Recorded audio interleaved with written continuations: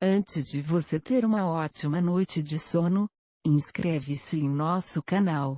Clique no sininho para ter mais noites de sono abençoadas e clica no gostei para que mais pessoas possam ouvir essa palavra.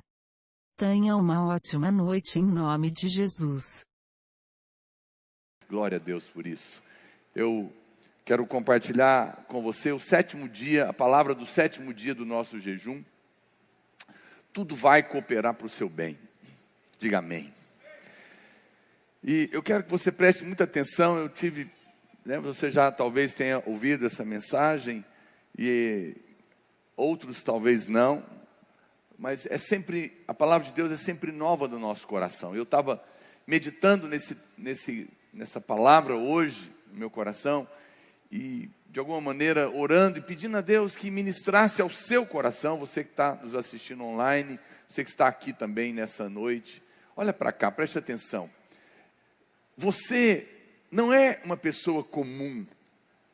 A partir do momento que você nasce de novo, você se torna um filho de Deus. Quantos dizem amém? Quando você passa na rua e você vê um mendigo, uma mulher jogada na rua, aquela certamente é um plano frustrado. Porque quando nasceu, a sua mãe, seu pai, não planejou aquilo para ela. Mas no meio do caminho alguma coisa deu errado. Por isso ela está jogada ali, com seus planos perdidos. Mas não é assim com os filhos de Deus. Quando nós nos convertemos, Deus é o restaurador de tudo aquilo que foi perdido. Quem está me entendendo? Ele é o restaurador das nossas vidas. A Bíblia diz que antes que você fosse formado no ventre da sua mãe, antes, cada um dos seus dias haviam sido escritos e determinados, quando nenhum deles havia ainda. Deus escreveu uma história para mim e para você. Deus escreveu uma história de sucesso, não de derrota. Muitas vezes nós, na nossa obstinação, nos envolvemos em muitas confusões. E até que nos encontremos com o Senhor e a gente nasce de novo, a gente sofre muito. Mas mesmo depois que você se converte, muitos problemas acontecem. Jesus nunca disse, porque eu te amo, não tereis problemas. Ele disse, no mundo tereis aflições. Mas tenha bom ânimo, porque eu venci o mundo. Eu venci aquele que governa o mundo. Quando ele diz, tenha bom ânimo, porque eu venci o mundo, ele está dizendo, quando você estiver sofrendo, não duvide que eu te amo. Pelo contrário, lembra que eu te amo. E a prova do meu amor é que eu venci o mundo. Quando que ele venceu o mundo? Lá na cruz. Quando ele morreu, ele esmagou a cabeça da serpente.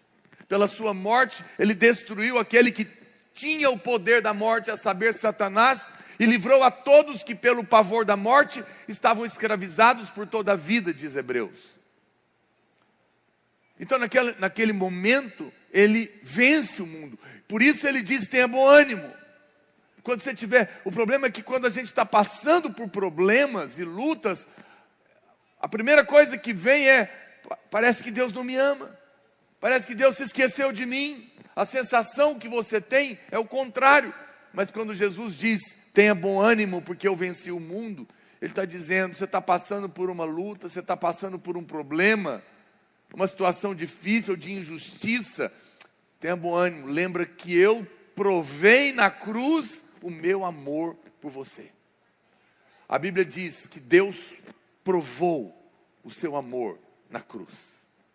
A morte foi a prova maior. Deus prova o seu amor, diz a Bíblia, pelo fato exclusivo de ter Cristo morrido por nós, quando nós ainda éramos pecadores. Deus não prova o seu amor por mim, por você, pelo fato de só acontecer coisas boas na nossa vida.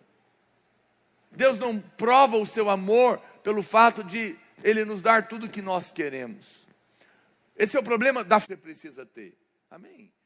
Quando você é criado numa família saudável, e você é criança, principalmente dos 2 aos 4 anos, e o seu pai e a sua mãe entende que essa é a fase da maior rebelião infantil, onde Adão e Eva se manifestam com mais força na vida de uma criança, e um pai e uma mãe saudável vence ela e coloca a obstinação daquela criança no lugar certo para o bem dela, às vezes tendo que usar uma vara, como diz a Bíblia, mesmo que seja a última situação.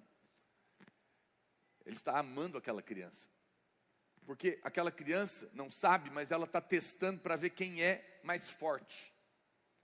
E muitos pais, com todo carinho e perdão pela palavra, frouxos, perdem essa batalha fundamental na vida dos seus filhos. Por que é fundamental, pastor? Porque se o pai e a mãe não vencem aquela criança obstinada, não permitindo que a birra prevaleça, ela vai crescer e se tornar uma criança insegura. E quando ela passar na sua fase adulta, ou adolescência, em momentos de crise que virão, de luta, ela não terá alguém maior do que ela para procurar, porque na sua infância ela venceu seus pais. Agora que ela está em crise e precisa de alguém maior, mais forte do que ela não sente que os seus pais o são, porque nem quando era criança foram maior do que ela. Quem está me entendendo? O raciocínio. Mas quando a criança é vencida, ela sabe, não, o meu pai e a minha mãe nunca deixaram que eu os vencesse, porque eles são mais fortes do que eu. Agora, na sua adolescência, na sua juventude, no meio de uma crise, ela sabe, eu não sei, eu estou com medo de morrer, mas o meu pai e a minha mãe podem me ajudar. E ela vai atrás dos seus pais e sua mãe, se sente segura. Que coisa, hein? Você achava que a vara era uma coisa ruim. Que o não, que quebra a obstinação, era maldade. Não. Muitas vezes a dor é proteção. O limite é proteção. A porta fechada é para impedir você de fazer besteira. Quem está me entendendo? Então, preste atenção. Há um plano maior quando se trata do reino de Deus. Quando se trata dos filhos de Deus. Você precisa olhar para a sua vida e entender que quem está em Cristo, até quando aparentemente anda para trás, está progredindo. Por quê? Porque Ele faz com que todas as coisas cooperem para o nosso bem. É o que a Bíblia diz, esse é um dos versículos mais incríveis. Nós nunca perdemos, nós sempre aprendemos. O que você pensa que é perda, é aprendizado. Porque você está no Senhor. Quem está me entendendo? Então, olhando esse prisma, as coisas começam a fazer diferença. E você vai aprender a passar por situações difíceis na sua vida com muito mais calma e tranquilidade, sem apavoramento. Porque uma vez que o meu Pai está no comando, e Ele vai fazer com que tudo coopere para o meu bem, até aquilo que eu não estou compreendendo agora, eu vou compreender lá na frente. Eu não entendo nesse momento, mas eu acalmo o meu coração, porque eu sei quem está no controle. Às vezes, nós estamos no meio de ondas bravias, ventos violentos que estão chacoalhando o nosso barco, e há pessoas que estão perto de nós, tendo a certeza que a violência é tão grande que vai morrer todo mundo. Às vezes você está passando por uma situação na sua família, e alguém morreu até, e a situação é grave, e está chacoalhando, e você pensa, todo mundo vai morrer.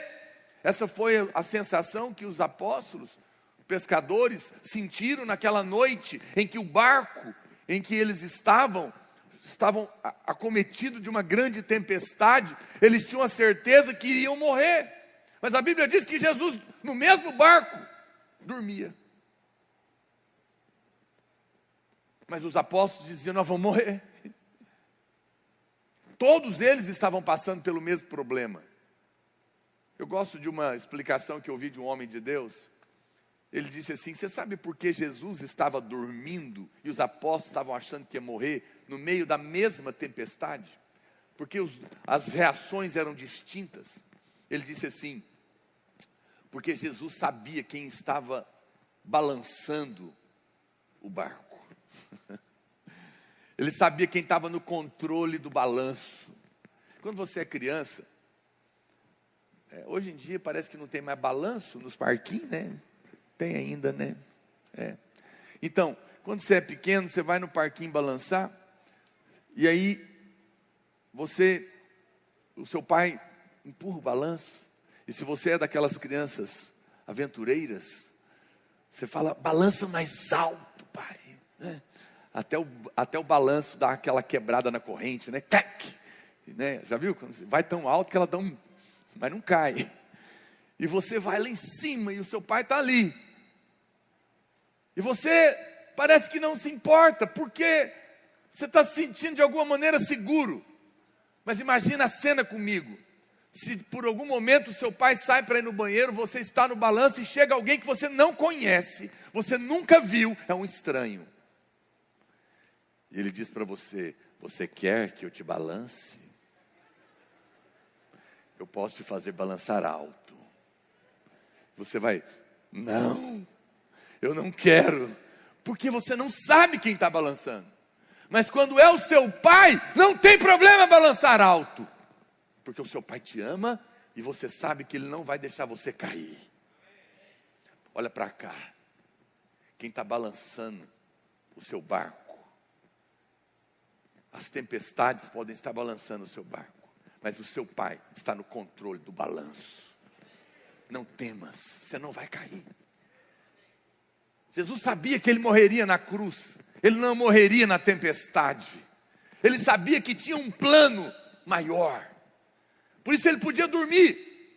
Enquanto o plano não fosse completado, nada poderia impedir Jesus de chegar até ele. Há um projeto que Deus planejou para você. Há um plano de Deus na sua vida. Nada poderá impedir esse plano de se concluir. Quem diz amém? A Bíblia diz que se Deus é por nós, quem será contra nós? Se Deus está nesse plano, quem pode impedi-lo? Qual demônio, qual homem, qual pandemia, qual circunstância? Eu creio nisso. Ah, pastor, mas há muitos crentes que morrem. O que você me diz? Eu não digo nada, eu não sou Deus. Eu não sei explicar todas as coisas, mas eu não me guio baseado na experiência das pessoas. Olha para cá, eu me guio baseado na palavra de Deus. É nela, há muitas possibilidades aí. Eu não sou juiz de ninguém, não estou aqui para condenar ninguém, mas eu sei de uma coisa: Deus é bom. Eu sei que quando morre às vezes alguém perto de nós, mesmo que era crente, crê no Senhor, e nós perdemos alguns irmãos, até mesmo pastores morreram nessa pandemia. Nós sofremos, é dolorido, a saudade aperta, nós não entendemos os motivos, às vezes as pessoas são novas. Mas quando você olha para a palavra de Deus, você encontra um versículo assustador que diz: agradável é aos olhos do Senhor a morte dos seus santos. Eu estava fazendo um velório um dia, procurando um versículo, e encontrei esse versículo. Eu falei: Deus, como que eu posso ler num velório um versículo desse? Está todo mundo chorando e desesperado, o irmão morreu, e eu vou ler que nos seus olhos é agradável. Você precisa orar pelo pastor, irmãos. Às vezes não é fácil. Certos versículos nos deixam confrontados, não é? Eu falei: Deus, me explica isso. Você sabe, outro dia eu dei uma palavra para um irmão que perdeu uma pessoa muito querida, que creu no Senhor, está salvo, está no céu. E eu falei para ela. Ele perguntou: por que Deus deixou isso acontecer? Eu falei: porque Deus não ama só você. Ele olhou: como assim? Ele ama o seu pai que morreu também. Aí ele ficou assim assustado, olhando para mim. Como assim? É que quando a gente perde alguém que nós amamos, a gente fala, será que Deus não me ama? Ele me ama, mas Ele ama quem morreu também. E é por isso que, aos olhos do Senhor, é agradável a morte do seu santo. Eu pergunto para você, olha para cá. Quem está mais perto de Deus? Estou falando de crente. Quem está vivo ou quem está morto? Não, nenhum. Deus não está dentro de você, criatura abençoada. Como que Ele pode estar mais perto de você do que já está? Deus não está mais perto de você agora ou lá. Porque agora Ele mora dentro de mim. E lá dentro dele eu vou morar com Ele. Não tem jeito de estar mais perto de Deus do que nós já estamos. Quem está me entendendo? Então quem morre não está mais perto de Deus. Então para Deus não faz diferença se está vivo ou se está morto. Se está em Cristo, já está o máximo que pode estar perto dele. Está tão perto que está dentro, aleluia. Então por que é agradável? Porque quando um filho é recolhido, ele é liberto de toda a dor dessa terra caída. Qualquer pai que vê um filho ser curado, ser liberto, passar por aquele momento de dor e agora não está doendo mais. Qualquer pai sabe o alívio que é. Quantos têm filhos aqui? Quantos já sentiram o alívio de ver um filho curado? A febre passou. Aleluia. Não era nele, era no filho. Mas a cura do filho foi um alívio para ele. Quando Deus vê um filho voltando para casa e saindo desse mundo caído de dores, é agradável aos seus olhos. Está entendendo o versículo agora? Está entendendo por que quando eu disse que Deus ama quem morreu também? Porque quem morreu no Senhor está melhor do que nós. Nós sofremos, a dor fica. Essa não é do meu esboço, mas eu penso que é o Espírito Santo dando uma palavra para muitos que precisam ouvi-la nesse momento. Quem está lá está melhor do que nós. E nós, pastor? Para nós fica o consolo sobrenatural do Espírito Santo. Mas precisa ter a certeza de que Ele nos ama e faz com que todas as coisas cooperem para o nosso bem. A Bíblia conta a história de José. Em Gênesis capítulo 50, verso 20, a Bíblia diz, isso é José falando para os seus irmãos no final já da história. Vós, na verdade, intentastes o mal contra mim. Porém, Deus o tornou em bem. É muito desagradável quando pessoas se sentam para planejar o mal contra você. Para engendrar uma armadilha para você cair. Sim ou não? Tempos atrás, Deus nos revelou que pessoas estavam sentando para planejar o mal contra nós. Mas Ele também nos disse, não se preocupe, eu vou fazer que tudo que planejarem de mal contra vocês se torne lucro. Em outras palavras, eu vou fazer com que tudo de ruim coopere para o seu bem. Eu estou com vocês. Esse é o consolo, essa é a maior promessa. A Bíblia conta essa história incrível de José. José era o filho mais novo de Jacó. E a Bíblia diz que o pai dele tinha uma certa preferência por ele. E teve um determinado momento que José ganhou uma túnica talar colorida. Naquela época, tinta, cor, era só para gente muito rica. Tinta era algo muito caro. As roupas eram tudo cor de algodão cru. Porque era caro pintar. Então, quando a Bíblia diz que ele ganhou uma túnica talar colorida do seu pai, é porque era algo muito especial. Aquilo era um favor. Preste atenção em mim. Naquele momento, porque ele recebeu uma bênção especial, a Bíblia diz que os seus irmãos tiveram inveja dele. Todas as vezes, essa é a palavra do domingo passado. Se você não ouviu, ouça, eu recomendo. Toda bênção traz no pacote a perseguição. Você está pronto para ser abençoado? Só um. Calma, avalia. nenhuma bênção vem sem perseguição. A Bíblia diz que nós que servimos o Senhor, vamos receber 100 vezes mais nesta vida com perseguição. Por quê? Porque todo favor desperta inveja. E a Bíblia diz que porque José recebeu aquele presente especial, os seus irmãos foram tomados de inveja. Toda vez que Deus dá uma bênção, é interessante que a Bíblia diz que nós devemos chorar com os que choram e nos alegrar com os que se alegram. Sim ou não? Quem já leu isso na Bíblia? Faz um sinal aí para eu saber. O que você acha que é mais fácil? Chorar com o que chora ou sorrir com o que se alegra? Você está em dúvida, eu vou te ajudar. Olha, chorar com os que choram é muito mais fácil. Chorar com quem está passando uma dor, uma tragédia, é fácil. O duro é aquela irmã que está orando há 10 anos para casar. Ouvir da irmãzinha que chegou há 6 meses. Dizer para ela, tem uma bênção para te contar. Sabe aquele discipulador abençoado? Aquele que multiplica células o tempo todo, homem de Deus, empresário, bonito, cheio do Espírito. Aquele daquele carro importado. Homem de Deus que onde chega a unção espalha. Me chamou para fazer a corte. Não é uma bênção? E você dá aquela risadinha. Glória a Deus.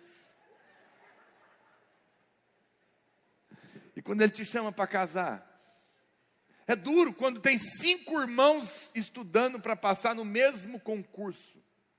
Estudaram juntos, todos os dias, por meses, por horas, duramente. Estudaram as mesmas matérias.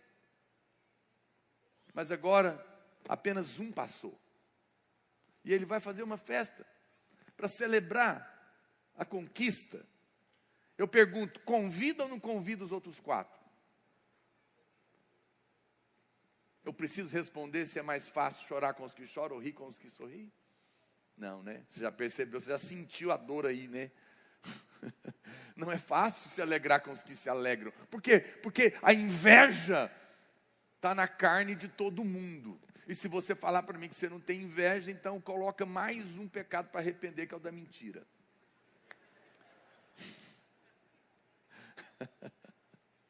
Porque o favor produz inveja. E isso produz perseguição. E a Bíblia diz que os irmãos de José ficaram com inveja todas as vezes. Olha, irmãos, nós somos um povo abençoado. Não é porque nós merecemos, é favor de Deus. A nossa igreja é abençoada. Nós multiplicamos igrejas, nossa igreja prospera, ainda compra telão de LED. Isso não é, não, mas não fala isso. Mas o que eu posso fazer? Eu vou mentir? Vocês são melhores? Não! Mas Deus nos abençoa pela sua graça. Mas quando as pessoas veem a igreja multiplicando, crescendo, enviando pastores, avançando na obra, quando as pessoas veem você recebendo promoção, prosperando, passando um concurso, se casando, o seu negócio rompendo, alguma coisa acontecendo, alguns vão olhar e vão sentir inveja. E vão se levantar contra você. É um fato. A Bíblia diz que isso aconteceu com José. E a Bíblia diz que os irmãos deles então jogaram ele no poço. Iam matá-lo.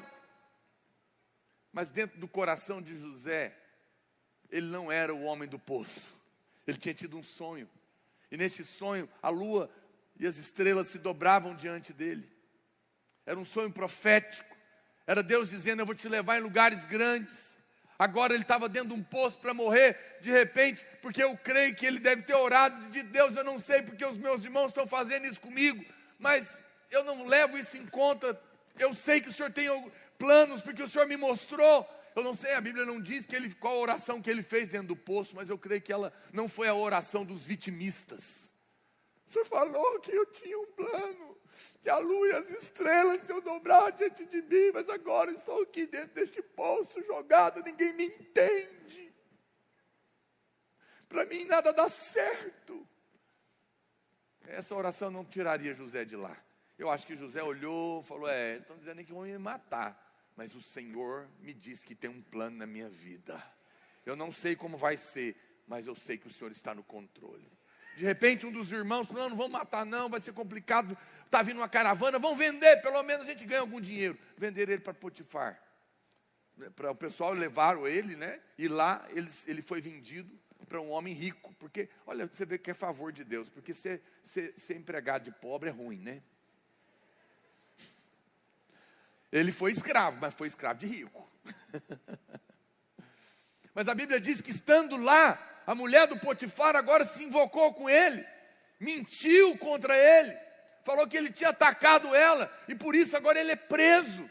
Não estava nos planos de José parar na cadeia, porque Deus tinha dito para ele que tinha uma coisa grande para fazer na vida dele.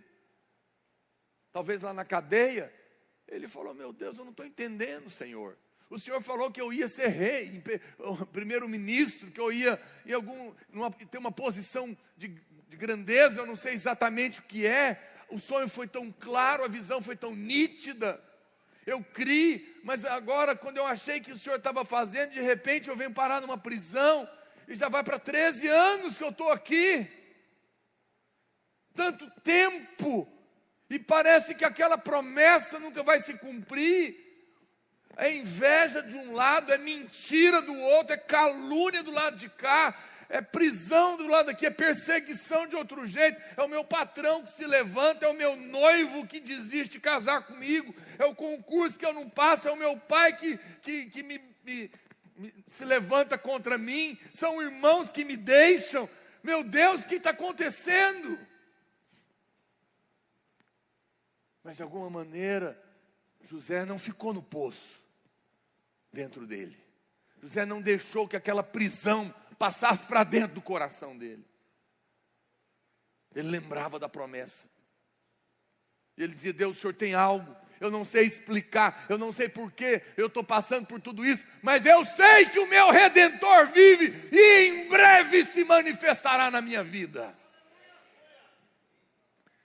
E a Bíblia fala que, por causa de um sonho de Faraó, de repente, o padeiro e o copeiro que tinham passado por ali, um deles se lembra, conta para o Faraó, e ele é chamado, interpreta o sonho. Em apenas uma hora de audiência, ele é levado, escoltado pelos guardas, porque era um prisioneiro, volta cercado de ministros, porque agora é o primeiro-ministro do Egito. E o propósito se cumpre. Uau! E agora, chega no versículo que eu li, os irmãos dele passando fome, a família, o dinheiro, está acabando a comida. José é o responsável por distribuir a comida agora, e eles chegam, José os reconhece, não há mágoa no coração de José, não há ódio, não há ressentimento, não há amargura. Ele se revela a eles, diz, eu sei, vocês estão com medo, sou eu, José, lembra? Aquele que vocês jogaram no buraco, depois venderam? Não se preocupe, vocês intentaram mal contra mim, mas Deus reverteu em bem para vocês. Meu Deus, histórias assim só podem estar na Bíblia. Eu sinto uma palavra do meu espírito para pessoas que estão me ouvindo agora. Há pessoas aqui, ou nesse auditório, ou que estão me ouvindo. A sua família intentou o mal contra você. Você ainda está na prisão. Você está passando por lutas. Mas Deus está para mudar a sua sorte. Você será a resposta para a sua família amanhã, para aquilo que eles irão sofrer. Mas virão nas suas mãos, não para você se vingar, mas para fazer o bem para aqueles que te fizeram mal. E Cristo se manifestará na sua vida. Acalme o seu coração. A história não terminou. A questão é que muitas vezes, irmãos, a nossa mente é uma mente como a do mundo. Olha para cá. A nossa mente ainda é uma mente muito focada como o mundo olha. O mundo, ele vê o sucesso numa escala de sucesso, em degraus de glória em glória. Mas você nunca imagina que os caminhos de Deus são mais altos do que os nossos. Assim como a terra está distante do céu, diz a palavra de Deus, assim os meus caminhos são mais altos do que os seus caminhos. Os meus pensamentos são mais elevados do que os seus pensamentos. Você acha que para alcançar o sucesso é só um dia após o outro, dando certo, dando certo, dando certo. Mas não, meus caminhos às vezes são diferentes dos caminhos dos homens. Porque os meus caminhos, às vezes, o que parece que está andando para baixo está subindo. Porque aquele que se humilha é exaltado, aquele que perde ganha, aquele que morre vive. E o que você achou que estava perdendo, eu estava te treinando. O que parecia fraqueza, era eu ganhando força em você. Para colocar você na onde eu tenho preparado. Espere até o quadro terminar de ser pintado. Quando você está pintando um quadro, às vezes você olha e você não entende a cabeça do artista. Porque tudo que você vê são riscos. Espere até ele terminar e você vai ver a obra de arte que Deus está pintando na sua vida, meu querido. A história não terminou. Nós não compreendemos os caminhos do Senhor. Não entendemos porque às vezes sofremos situações. Às vezes Deus precisa fechar portas aqui, porque não serão boas para você ali na frente. Será que esse namoro, essa corte, esse noivado não terminou porque não seria bênção esse casamento? Será que Deus não tem algo melhor para você? Será que esse trabalho, esse projeto, essa empresa que não deu certo, não te tiraria dos planos originais? Será que essa luta que você está passando não é para aprender a depender de Deus? A orar mais, a perdoar, a exercitar paciência, para que lá na frente você se torne grande, e o Senhor possa te usar muito mais. Compreende? Há coisas que eu passo, que eu passei na minha vida, eu olho, quando eu sento com pessoas para aconselhar hoje, eu tenho autoridade para falar, eu sinto a chancela de Deus. Foram erros que eu mesmo cometi, mas que Deus transformou para o meu bem. Transformou em riqueza na minha vida. Olha, queridos, às vezes, você pode estar 13 anos numa cadeia. Um toque do favor de Deus pode mudar a sua sorte em 1 hora de entrevista. Como ele fez com José. A palavra de Deus é clara no que aconteceu com aquele homem. E isso é poderoso. Não fique entre aqueles amargurados. Eles nunca poderão alcançar o propósito de Deus. Da outra vez que eu compartilhei essa palavra, eu falei para você daquele filme dos Transformers, né? E tem lá os Decepticons. Os Decepticons eram os Transformers do bem, que se amarguraram e se revoltaram, porque as coisas não deram certas para eles, e eles que eram do lado do bem, se tornaram agora do lado do mal. Eram os Decepticons, eram os decepcionados. Quantas pessoas estão vivendo uma vida de derrota porque estão presos na amargura, na decepção, na raiva, no ódio, na vingança? São aqueles que estão decepcionados. E quem são os Transformers? É os que perdoaram. Foram os que olharam para Cristo. Foi o que olhou para o Senhor e disse: estão fazendo isso comigo, mas eu sei que o Senhor me ama, eu perdoo porque fui perdoado, e eu sei que o Senhor vai fazer com que todas as coisas cooperem para o meu bem, então está tudo certo, me ajuda, remove essa vingança do meu coração, eu perdoo, eu recebi perdão de graça, eu perdoo de graça, eu libero a vida dessas pessoas, eu oro por aqueles que me amaldiçoam, eu abençoo os que me perseguem, porque eu espero só do Senhor. Essas pessoas são os Transformers, transformados. Porque perdoaram, porque liberaram, porque deixaram a água aí, porque sabem que quem é o seu restituidor é o Senhor. Quem acerta as minhas contas é Deus.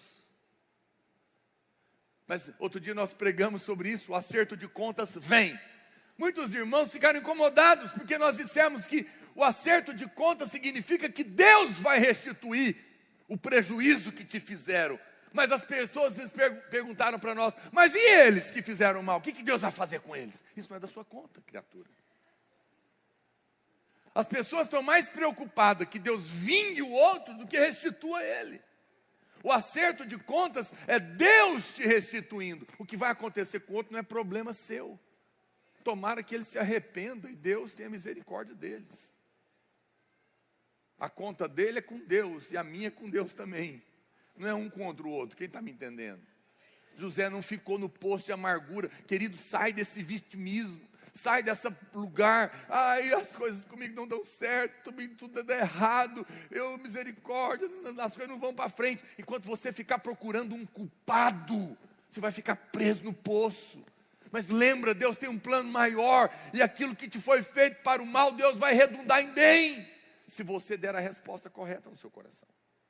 Quer perdoar, quer olhar para Cristo, quer não perder a fé, quer crer que Deus vai fazer com que isso seja transformado para o seu bem. Cada passo que José passou foi necessário para que ele chegasse na posição que Deus tinha para ele. Se os irmãos dele não tivessem jogado ele no poço, se os irmãos dele não tivessem sido vendido ele para os egípcios, se depois lá ele não tivesse sido vendido para a família de Potifar, se a mulher de Potifar não tivesse mentido e caluniado contra ele, se ele não tivesse ido para a cadeia, ele não teria conhecido o padeiro e o copeiro, que depois contou para o faraó que tinha um cara que interpretava sonho, e ele não teria sido chamado, revelado o sonho e virado primeiro-ministro. Meu Deus do céu!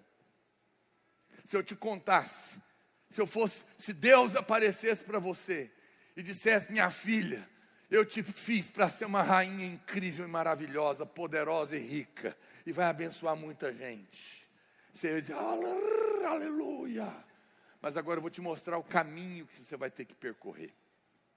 É um caminho difícil, é um caminho de lutas, é um caminho de dores, é um caminho de perdas muitas vezes. Muitas pessoas vão se levantar com inveja justamente porque verão um sinal na sua testa de rainha. O diabo, de alguma maneira, vê em você antes que você veja o que Deus planejou, porque você está revestido de glória e há um selo de propósito na sua vida. Por isso o diabo te ataca para tentar te parar antes, e você não entende, porque as injustiças são cometidas. Mas se Deus nos mostrasse o final da história e nos dissesse, está vendo lá onde eu estou te levando? O caminho é árduo, haverá inveja, haverá levantes, haverá traições, haverá abandonos, mas fique tranquila, porque eu estou com você, e se eu sou por você, quem será contra você? Se eu estou do seu lado, nós dois somos maioria. Fique firme, porque o propósito está lá na frente. Você passaria por tudo, mas em paz, sim ou não? Porque no meio da luta, no meio da traição, no meio do abandono, no meio da calúnia, você ia lembrar, eu já entendi, Deus já me mostrou o final. E tudo isso faz parte do plano. Então eu aquieto o meu coração, porque eu sei quem está cuidando da minha vida. Eu sei que tudo está cooperando para o meu bem. A gente vai entender as coisas lá na frente. Se José não tivesse passado por tudo isso, ele não teria virado primeiro-ministro. Deus usará pessoas e situações para te levar para o propósito. Eles não poderão impedir os planos de Deus na sua vida, porque ninguém pode fazer isso. Por isso, ignore o homem, ignore a circunstância, olhe para Deus. Olhe para Deus. Nunca diga que alguém pode impedir, uma situação pode impedir. Não, o Senhor continua sentado no trono. Alguém pode dizer aleluia por isso? Se a traição dos irmãos de José fossem impedir José de virar primeiro-ministro, ela não teria acontecido. Se o que te aconteceu, ou está te acontecendo, fosse impedir o propósito final de Deus na sua vida, Deus não permitiria que acontecesse. Quem está me entendendo? Preste atenção. Deus é soberano, Ele está no controle. Não importa as circunstâncias que nós passamos, Deus fará com que tudo coopere para o nosso bem. Não fique desanimado. Romanos capítulo 8, verso 28 diz, sabemos que todas as coisas cooperam para o bem daqueles que amam a Deus. Ah, pastor, deve ser isso, é que eu não amo a Deus então. Todo que nasceu de novo se tornou filho de Deus, sim ou não? E todos que são filhos de Deus, eu te afirmo, amam a Deus. Uns amam mais do que outros, mas se nasceu de novo, em alguma medida, ama a Deus. Alguém pode dizer amém? Uns amam menos porque não sabem o tanto que são amados. Quanto mais você sabe que é amado, mais você ama. Mas um pouquinho você ama, porque o amor de Deus foi derramado no seu coração. Então, esse versículo é para a sua vida, sim. Aleluia. Então, preste atenção. Sabemos que todas as coisas cooperam para o bem daqueles que amam a Deus, daqueles que são chamados segundo o seu propósito. Essa palavra saber, no original, é oido. Na Bíblia, existem duas palavras para saber, no original grego, oido e gnosco. Gnosco é da onde vem a palavra diagnóstico, que é um saber pragmático, você faz o exame e vê. Mas o oido é um saber pelo Espírito. Ele está dizendo, de alguma maneira, que eu não sei explicar, mesmo que as coisas ruins me aconteçam, algo dentro de mim me revela que isso faz parte do plano. É um saber divino, aleluia. Quem está me entendendo? É quando eu lembro, eu falo, Deus, eu sou amado. O Senhor me ama. O Senhor tem planos para a minha vida. Cristo é a minha justiça. Os meus pecados e os meus erros não podem impedir o teu propósito. A obra que o Senhor começou, o Senhor vai terminar. O Senhor é fiel para cumprir o que prometeu. Porque o Senhor não é homem para que minta, nem filho do homem para que se arrependa. Se o Senhor falou, é certo que se fará. Por isso eu creio. Eu não estou entendendo, eu não consigo compreender o que está me acontecendo, mas eu sei que o Senhor é por mim. E se o Senhor é por mim, ninguém poderá ser contra mim. Então eu aquieto o meu coração, porque de alguma maneira há um saber espiritual, há um saber divino dentro de mim me dizendo, você está sendo perseguido, caluniado, traído, mas acalme o seu coração, eu vou fazer com que tudo coopere para o seu bem. Aleluia. Isso acontece no espírito daquele que está conectado com Deus e sabe por Deus que todas as coisas cooperam para o bem. É uma revelação. Não se preocupe se o que você achava que era o melhor para a sua vida não deu certo. Um namoro, uma corte, um negócio, um concurso. Não deu certo porque não fazia parte do plano. Acalma. Você acha que sabe o que é melhor para você. Mas quem pensa que sabe, nem ainda aprendeu como convém saber. Deus é que sabe. Porque Ele conhece você. Ele fez você. Ele planejou você. E eu sinto tão forte o Espírito Santo nessa noite. Como que pode a mesma pregação ser outra?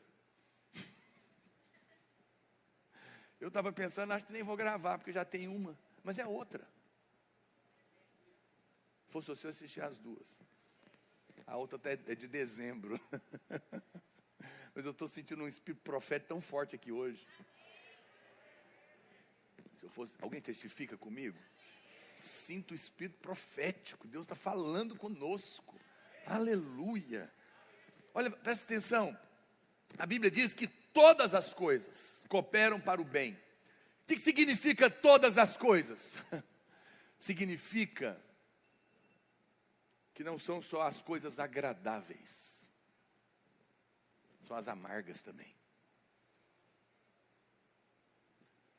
Todas as coisas significam as boas e as ruins. Significa o dia da festa e significa também o dia do luto. O dia da alegria e do choro. O dia da aliança e o dia da traição. O dia do abraço e o dia do abandono.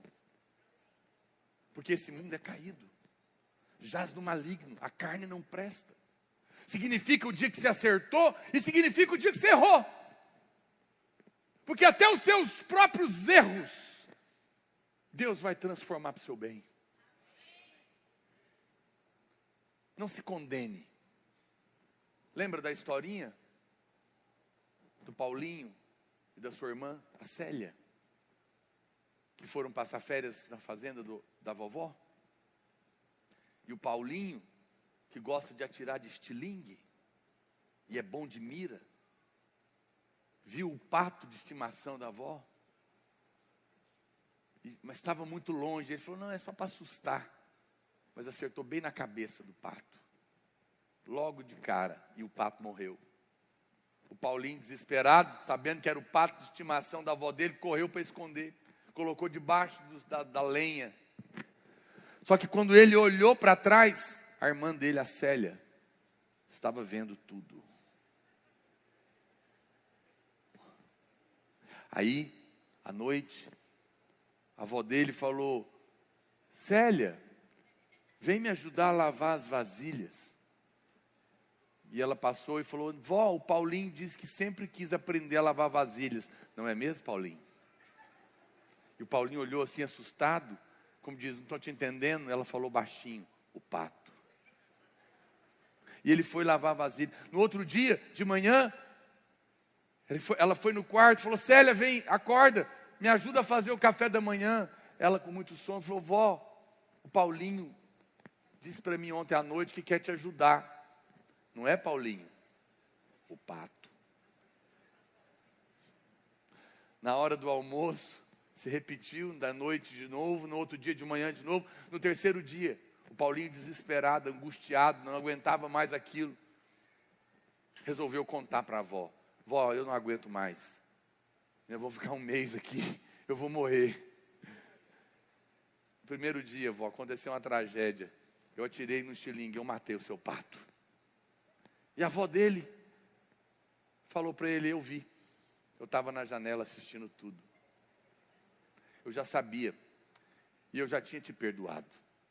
Eu só queria ver até quando você ia permitir a Célia te fazer de escravo dela. Não deixe o diabo te escravizar, lembrando todos os dias os patos que você matou.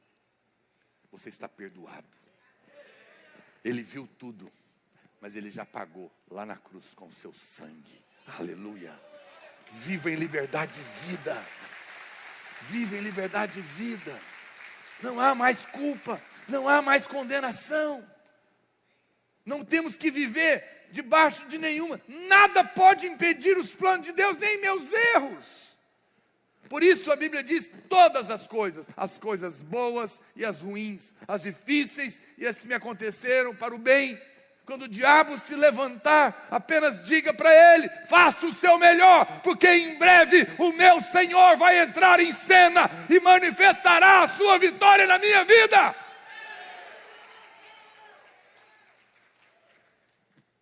O foco aqui é o seu bem, e não o que está sendo feito. Tem irmãos que estão preocupados com o que está acontecendo. Pare de se preocupar com o que está acontecendo de ruim. E foca no versículo certo, o seu bem. O seu bem. Todas as coisas significam que algumas coisas são ruins. Não significa que são de Deus. Pastor, então essa doença faz parte do plano? Deus vai usar tudo para o seu bem, mas não significa que foi Deus que fez. Quem está me entendendo? Muitas coisas foi o diabo que fez. Foram pessoas que fizeram. Não foi Deus que começou aquilo. Não é de Deus aquilo. Mas Ele vai transformar para o seu bem. Não vos sobreveio tentação que você não possa suportar. Mas juntamente com ela, eu já provi o livramento. Porque o livramento é a resposta da tentação que vai cooperar para o seu bem. Porque você vai sair dela fortalecido. Quem está me entendendo? Veja como Deus trabalha. Tudo coopera para o nosso bem. Isso é poderoso. Agora, eu sei que a Bíblia não diz que tudo coopera para eu ganhar mais dinheiro. A Bíblia não diz que tudo coopera para eu ser mais famoso ou ter sucesso na área A ou B. Ainda que isso possa acontecer. Quando a Bíblia fala que coopera para o bem, é mais profundo do que simplesmente ganhar dinheiro e ficar famoso ou ter sucesso. Porque aqui, em Romanos capítulo 8, verso 29, que é o versículo seguinte, ele explica o bem. Ele diz assim: porque aos que de antemão conheceu, também os predestinou, para serem conformes à imagem do seu Filho, a fim de que ele seja o primogênito entre muitos irmãos. Então veja, o que a Bíblia está dizendo? Eu vou fazer com que tudo coopere para que você se torne cada dia mais parecido comigo. O resto é consequência. A prosperidade é consequência. Virá depois, porque se você se parece com Jesus, todas as portas estarão abertas para você. Deus está forjando o seu caráter. Deus está forjando a sua vida. Deus está te ensinando a perseverança. Deus está te ensinando a paciência. Deus está te ensinando a exercitar a fé. Deus está te ensinando a andar por fé e não por vista ou por sensações. Deus está te ensinando a perdoar, a andar a segunda milha. Deus está te ensinando a orar por quem te amaldiçoa, a abençoar quem te persegue. Deus está te ensinando a parecer mais com Ele. Porque é Ele que faz essas coisas. É Ele que leva bandido da cruz para o paraíso na mesma noite. É Ele que olha para os soldados que estão matando e fala: Pai, perdoa-lhes porque não sabem o que fazem. Isso é coisa de crente cheio do Espírito, que se parece com Jesus. E quando Deus permite as coisas acontecerem na nossa vida, Ele está trabalhando para o nosso bem, e o bem é que a gente se pareça com Ele. É isso que a palavra de Deus está mostrando. Uma coisa que temos de ter bem firmado no nosso coração, é que mesmo que coisas ruins aconteçam conosco, Deus está do nosso lado. Ele é por nós, Ele não é contra nós. Esse versículo de Romanos 8, 31 diz: que diremos, pois, à vista destas coisas? Se Deus é por nós, quem será contra nós? Você sabe o que significa a palavra quem no original? É a palavra grega tis, que significa o que ou quem. Então ele está dizendo, a tradução poderia ficar assim: se Deus é por mim, o que ou quem será contra mim? Qual pessoa ou situação pode ser contra você, se Deus está do seu lado? Você e Ele, lembra, são maioria. Se Ele é por mim, que ou quem será contra mim? Então eu não preciso ficar angustiado quando perguntarem se você acha que tudo que está te acontecendo é Deus que está castigando você por causa dos seus erros. Apenas responda: querido, Ele é por mim, Ele não é contra mim. Então não pode ser assim. É tão simples, basta você crer nisso, amém, queridos? Tenha certeza dessa palavra poderosa. Romanos capítulo 8, 33 diz: quem intentará acusação contra os eleitos de Deus? É Deus quem te justifica. Deus é o nosso justificador. Deus é por você, Ele não é contra você. Você é eleito de Deus. Eu sei que muitas pessoas ficam angustiadas com essa palavra da eleição, da predestinação. Não se preocupe, apenas levante a sua mão e diga: eu não sei explicar, eu só sei que eu fui escolhido. E Ele me ama, e porque Ele me escolheu, Ele tem um plano na minha vida. E porque Ele tem um plano na minha vida, Ele vai fazer com que todas as coisas cooperem para que esse plano aconteça. E mais, Ele é por mim, para que esse plano aconteça, Ele está do meu lado e não contra mim. E se Ele é por mim, nada nem ninguém poderá ser contra mim. E o plano vai acontecer, eu vou alcançar o propósito. Essa é a resposta que você tem que dar. Deus tem um plano para você. No final, todas as coisas que te acontecem servem para esse plano. Se pessoas foram embora, te deixaram, é porque não faziam parte do plano, ou iriam atrapalhar o plano. Mas Deus está costurando todas as coisas. Tudo vai cooperar. As coisas boas que acontecem e as ruins também. Talvez havia algo que você queria tanto, mas o que você não podia ver naquele momento é que Deus tinha algo melhor, melhor do que você imaginava.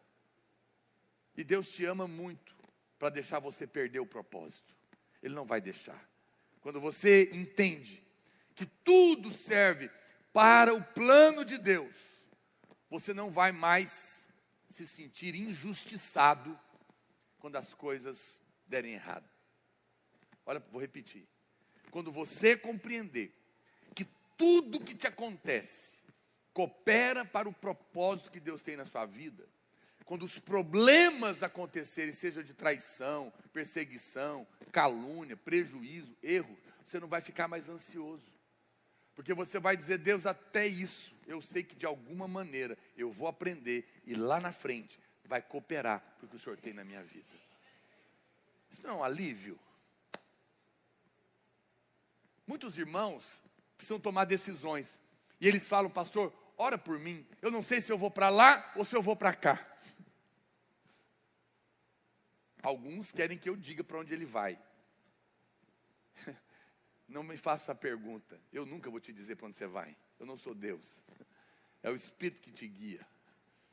Mas, aí ele fala, eu vou te contar o que a Bíblia diz. Mas aí ele pergunta para mim: pastor, mas e se eu errar? E se a escolha que eu fizer for errada? Eu sempre gosto de dizer, sabe uma coisa boa de ser amado? É que quem é amado pode errar. Se você errar, vai cooperar para o seu bem também. Você vai aprender, você não vai perder. Quando você não tem o Senhor e erra, você perde. Mas quando você tem o Senhor e erra, você aprende. Então você ganha. Aleluia. Olha aí que maravilha, olha que notícia boa. Tudo coopera para o seu bem. Fala para o irmão que está perto de você ou que está distante. Assim você fala de longe, o cara não pode falar de perto. Fala: meu querido, descansa, tudo vai cooperar para o seu bem. Tudo, tudo, tudo. O plano de Deus para a sua vida não pode ser frustrado. Ninguém vai impedir que aconteça. Não fique chateado, porque tudo que tem te acontecido vai te levar adiante. Antes que Jesus pudesse ser crucificado, a equipe de louvor pode subir. Antes que Jesus pudesse ser crucificado e ressuscitado dos mortos, ele teve que primeiro ser traído, caluniado e rejeitado. Antes da ressurreição, teve a morte. Antes da cruz triunfar sobre Satanás, teve Judas. Judas foi dolorido. Foi um discípulo que andou ao lado dele por 3 anos, que o traiu com um beijo, mas fazia parte do plano. Se Judas não tivesse lá, se Jesus não tivesse sido traído por um beijo, eu e você não estaríamos salvos hoje. Consegue compreender? Há coisas da nossa vida que nós não entendemos hoje. Às vezes Deus tem que colocar uma mula no nosso caminho para nos falar: você não pode passar aqui, vai ter problema. Às vezes Judas participam do projeto, porque naquela traição eu vou ter que ir para Deus, até conseguir perdoar, até lidar com aquilo no meu coração e conhecer em realidade o Espírito de Cristo. Eu posso não entender todas as coisas, eu sei que isso é difícil de entender, mas Judas era apenas um peão nas mãos de Deus. Sem a traição, não haveria salvação. Olha para cá, pode tocar, libera o teclado aqui, por favor. O fato é que nós não gostamos de traições, deslealdades, calúnias. Mas como saber se não são justamente estas coisas, pode pôr aqui em cima, que vão liberar o cumprimento do plano de Deus? Você não sabe. Na hora você não entende, você fica com raiva. E aconteceram muitas coisas ruins no ano passado, difíceis. Na hora eu não entendo. Você chora, você fica sem dormir, você não compreende, você amarga, você chora uma noite, não resolve. Às vezes tem que ser outra e outra e outra. Mas lá na frente, o Espírito Santo vem, acalma o seu coração. E você caminha mais um pouco. E o tempo passa e você persevera, lembrando que há um plano maior e que Deus está no controle, fazendo com que tudo coopere para o seu bem. E de repente, quando você olha para trás, você agradece. Fala: Senhor, agora eu estou entendendo. Obrigado. O Senhor estava me livrando. O Senhor estava me ajudando.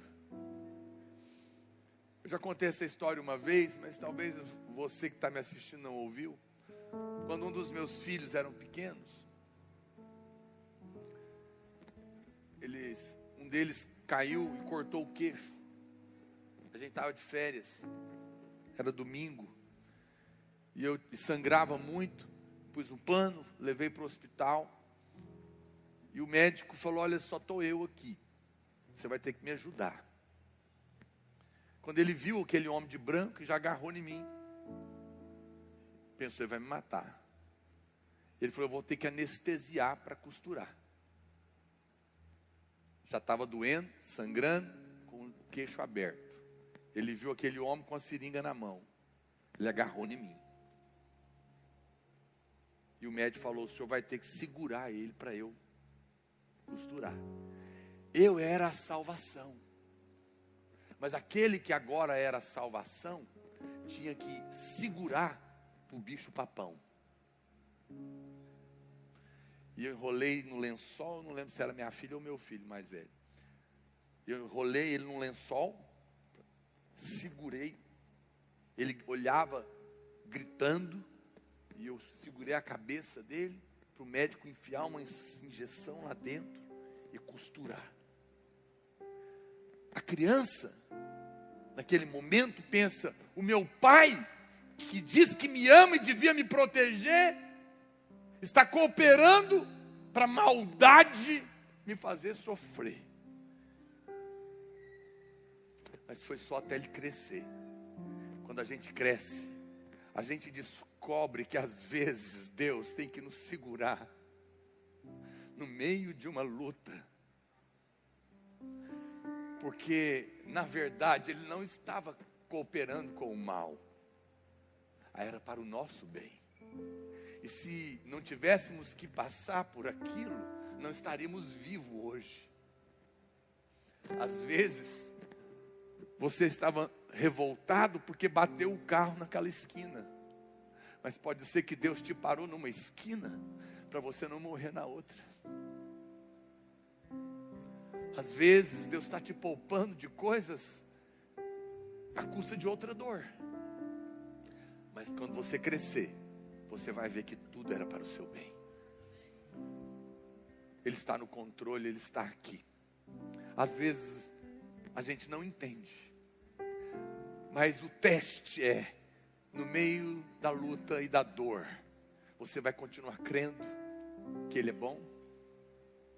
Mesmo sem entender, você vai continuar crendo que Ele te ama? Mesmo que Ele não te explique tudo que você está perguntando agora, você vai perseverar e vai dizer: no final eu vou entender, porque lá na cruz o Senhor já provou que me ama.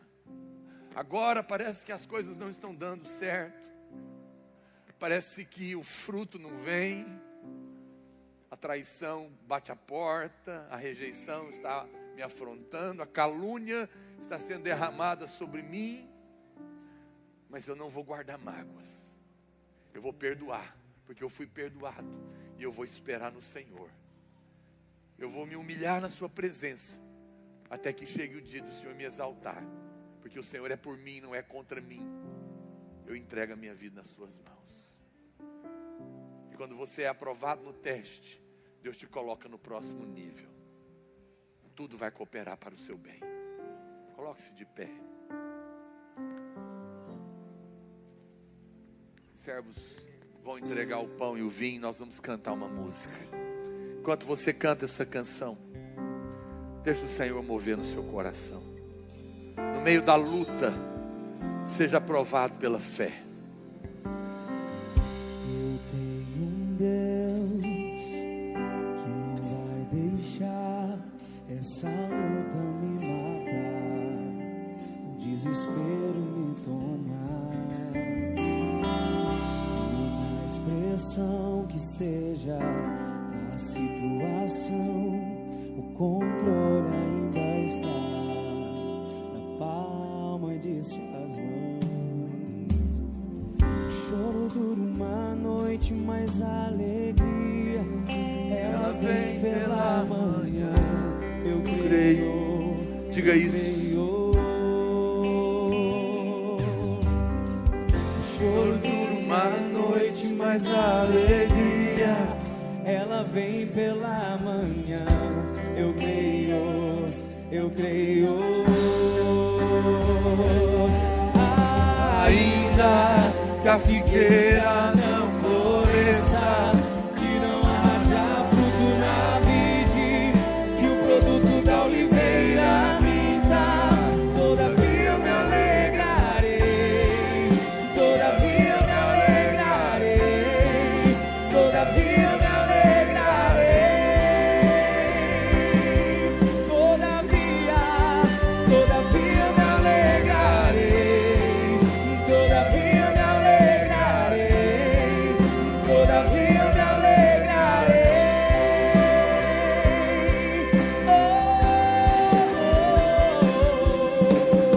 O choro dura uma noite, mas a alegria ela vem pela manhã. Eu creio, se eu creio. O choro dura uma noite, mas a alegria ela vem pela manhã. Eu creio, eu creio. E ainda que a figueira não floresça, que não haja fruto na vide, da oliveira minta, todavia eu me alegrarei, todavia eu me alegrarei, todavia eu me alegrarei. Ainda que a figueira não floresça, todavia eu me alegrarei, todavia eu me alegrarei, todavia eu me alegrarei,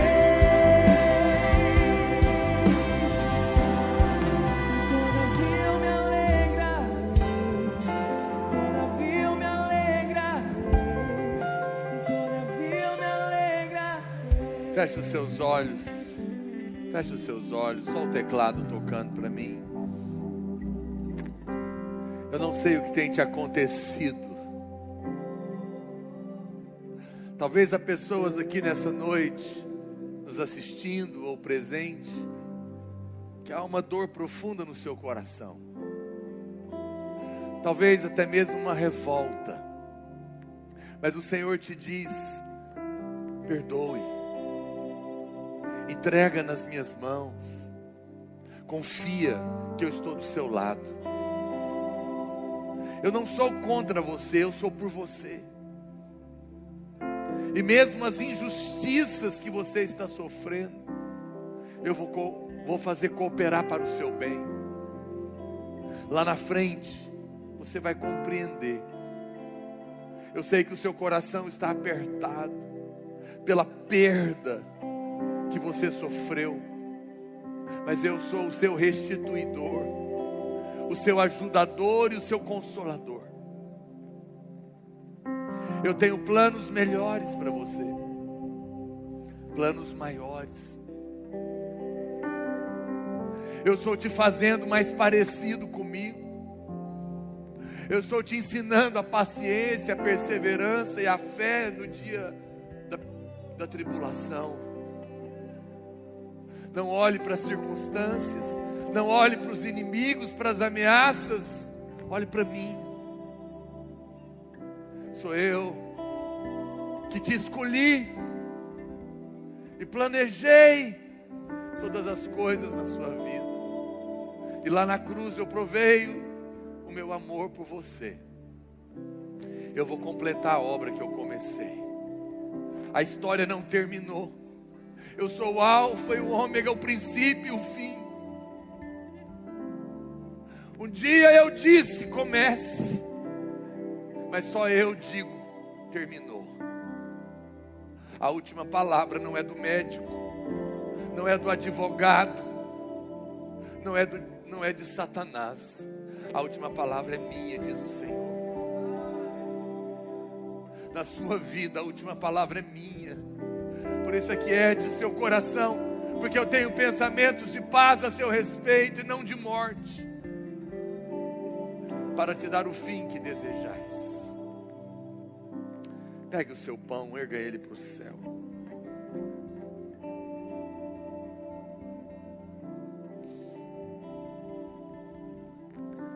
Diga: este pão é o corpo de Cristo, que foi partido na cruz, em meu favor.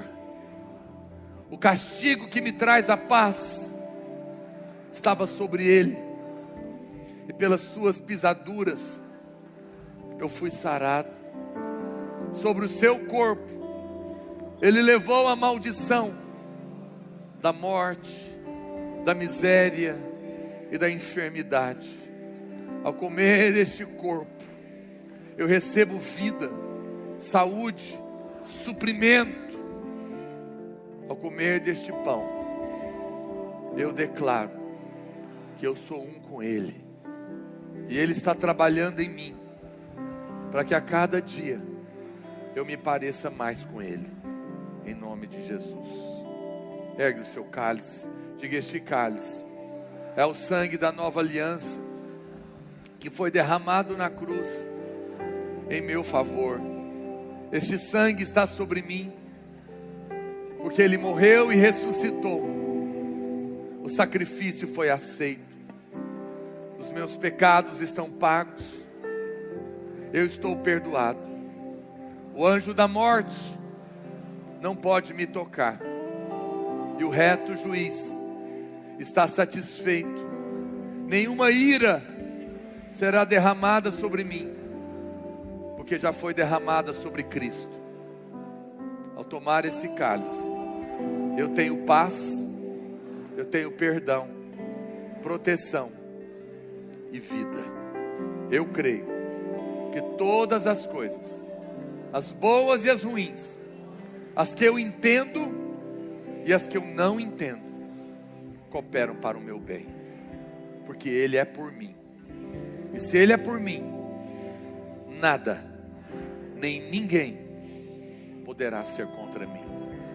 Aleluia, glória a Deus. Coma do pão, beba do cálice, e assim estamos encerrados no nome de Jesus. Deus te abençoe no nome de Jesus. Se inscreva no canal, acione as notificações, dê um like, compartilhe o link para que outras pessoas sejam abençoadas.